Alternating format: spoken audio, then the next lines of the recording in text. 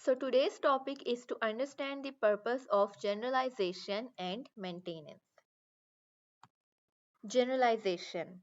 The purpose of generalization is to ensure that the skills a learner acquires are not limited to a specific setting, person, or stimulus, but are applied to broadly across various situations.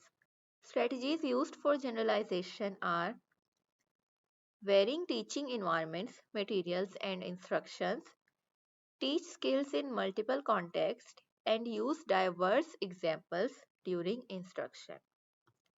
Maintenance is to ensure that a learned behavior continues over time, even after the teaching sessions have ended, so the behavior has been maintained. Strategies used for maintenance are schedule periodic review sessions, gradually fade prompts and reinforcements, encourage independent use of the skill in natural setting. Both generalization and maintenance strategies are essential to produce lasting behavior change that transfer to everyday life and are not limited to contrived environment. Coming towards the MCQs, what is the primary purpose of generalization in skill acquisition?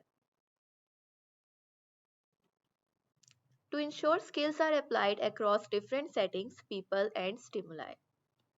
Which of the following is a strategy to promote generalization? Teaching skills in multiple contexts. What is the main goal of maintenance in behavior change? To ensure that learned behavior continues over time. Which strategy helps in maintaining a learned skill? Scheduling periodic review sessions. Why are generalization and maintenance strategies essential? They ensure behavior change is lasting and transfer to real life situations. That's all for today. Thank you for watching.